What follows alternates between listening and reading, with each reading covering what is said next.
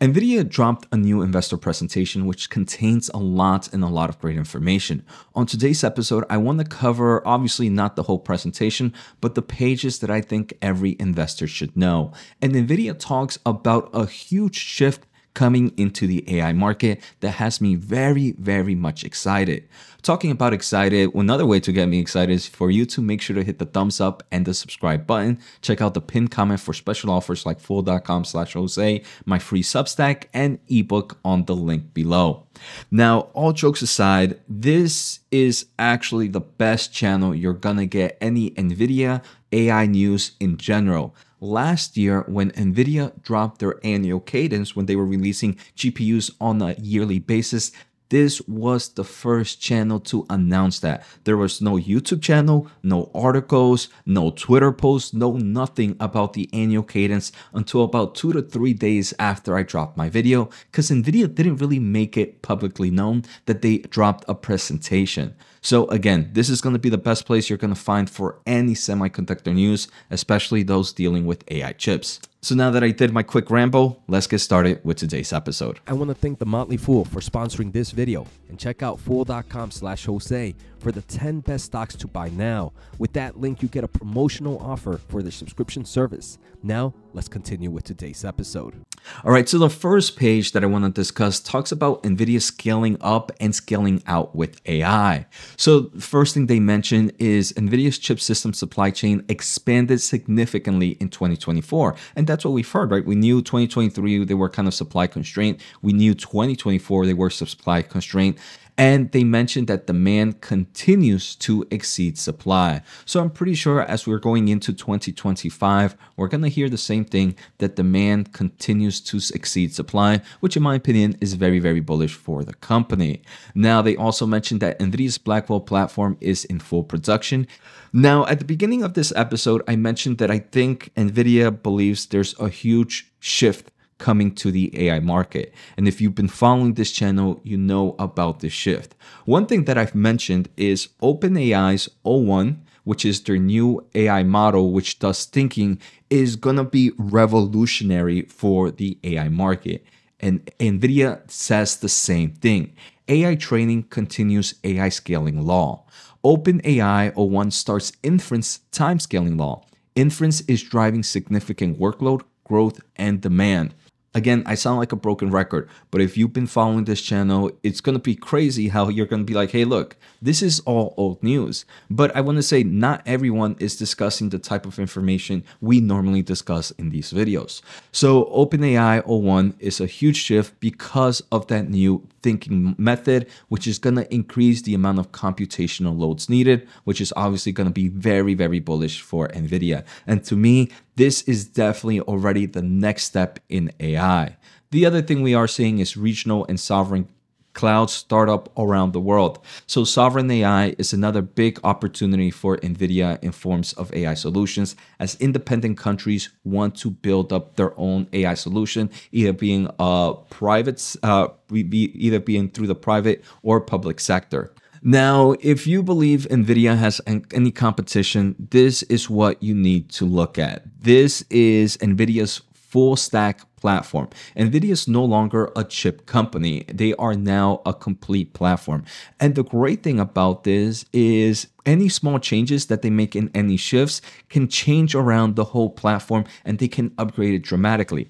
Now, in forms of chips, they have their GPU, their CPU, their DPUs, their NICs, their NVLink switch, their InfiniBand switch, their Ethernet switch. And now throughout all this, they have kind of their nodes that they use, for example, the Grace Blackwell node or the Blackwell nodes. They also have their nodes for their switches, either being Quantum or Spectrum. For those that are not familiar, one is meant for Nvidia's networking solution. The other one is used for the overall traditional Ethernet solution.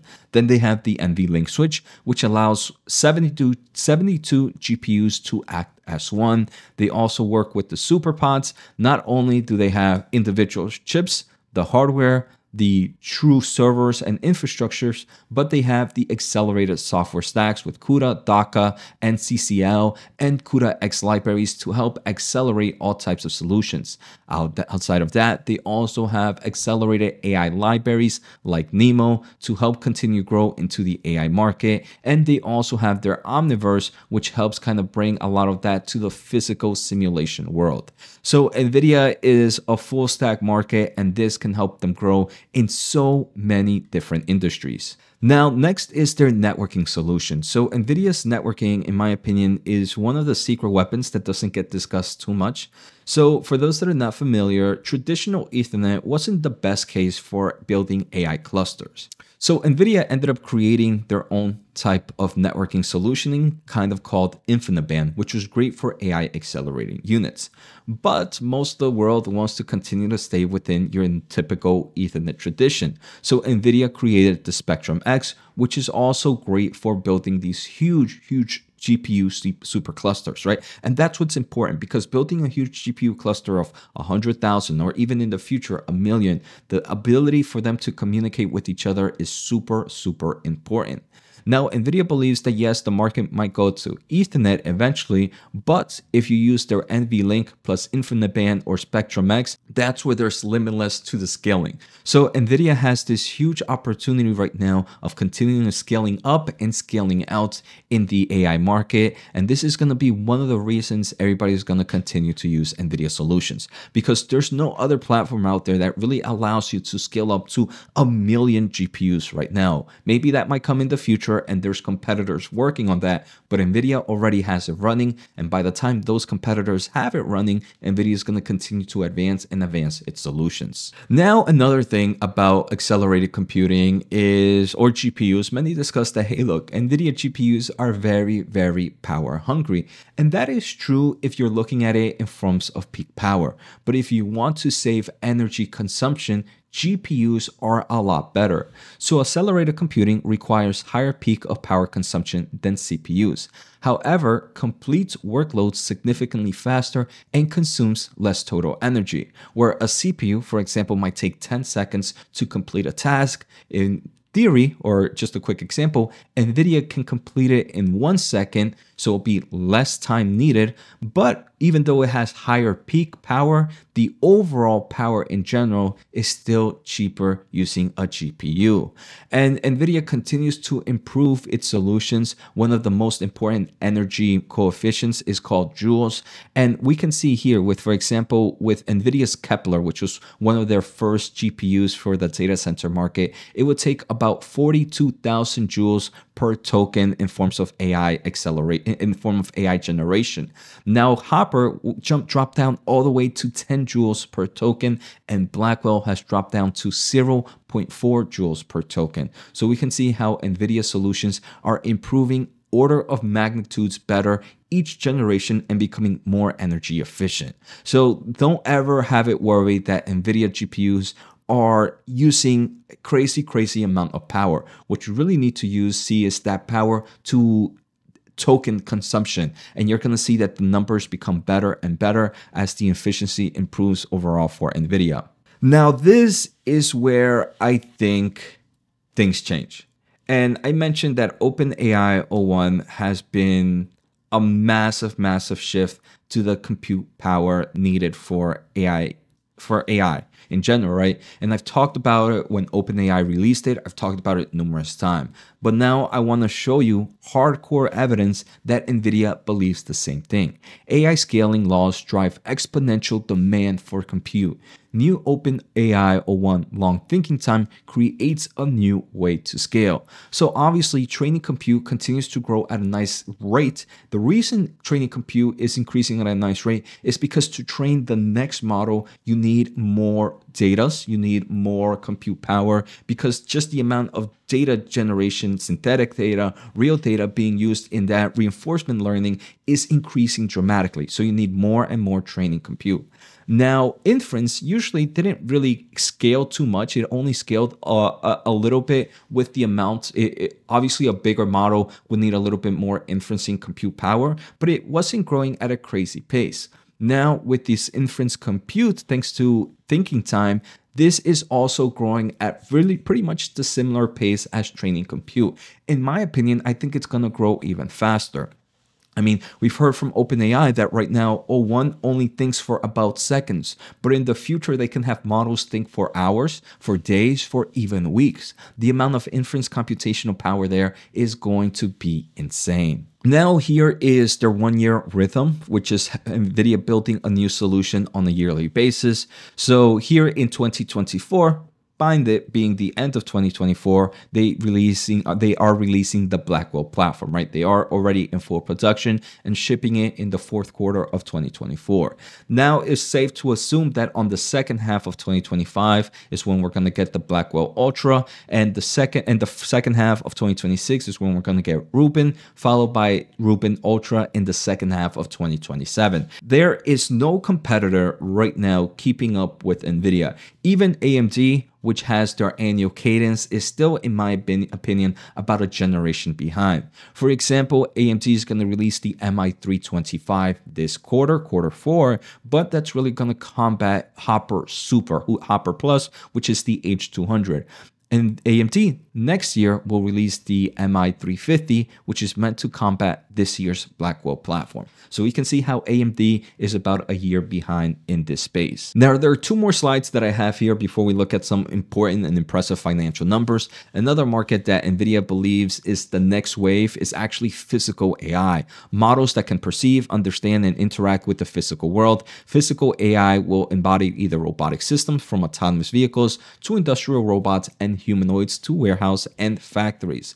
So NVIDIA, again, very similar. You can kind of license some other things like NVIDIA's Omniverse at $4,500 per GPU per year. So not only are you selling the hardware stack, but you're selling that software subscription revenue, which in my opinion, like I mentioned in the last slide, is going to be a huge revenue grower. And not that, it's also going to be able to maintain a nice margin on this company's solutions. Now, following sovereign AI, like I mentioned, obviously we know Microsoft and Google Cloud and Amazon AWS, but all over the world, there are independent sovereign AI solutions. So data centers that are pretty much just meant for that country. For example, in France is Scaleway, in Ecuador, there's Telconet, and these are coming up and popping up all over the world. So these are the next big customers for NVIDIA as nations are waking up and want to improve their overall AI solutions because they do know that this is the future of the world. Now, just kind of quick look at financial numbers. In the first half of 2025, NVIDIA has made almost more revenue. It's only $4 billion less than the full year of 2024.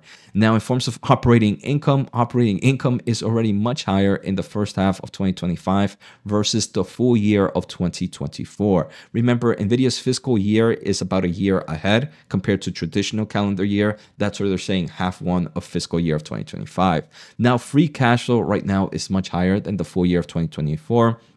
And NVIDIA is using that for share buyback, for dividend, and strategic investments of growing their talent. I do believe NVIDIA is going to be doing a few acquisitions here and there, but I don't think it's going to be any major acquisitions because the company does probably have a lot of regulators breathing behind its neck. Now, that's pretty much all I have for today's episodes. There's a lot more pages in this presentation. If you want to take a closer look at, you can find that at NVIDIA's investors presentation website. But if there's 2 key points that I think every investor should know is first, the next AI wave is most likely a physical one with autonomous vehicles or robotics. And something that I keep on saying, and I just want to drill it to investors' head, is inference is the new way to scale. And inference thinking time is such a crazy opportunity for NVIDIA. OpenAI just opened up a new Pandora's box, and in my opinion, is going to be a great few years for NVIDIA. So my overall thoughts there. As you guys know, NVIDIA for me right now is not a company I would buy heavy boats. It would be something I would do very small dollar cost averaging. I do believe the market gives us better buying opportunities in the future. So I would rather be patient, but everybody has their own risk to reward tolerance. So take care, have a good day, and see you next time.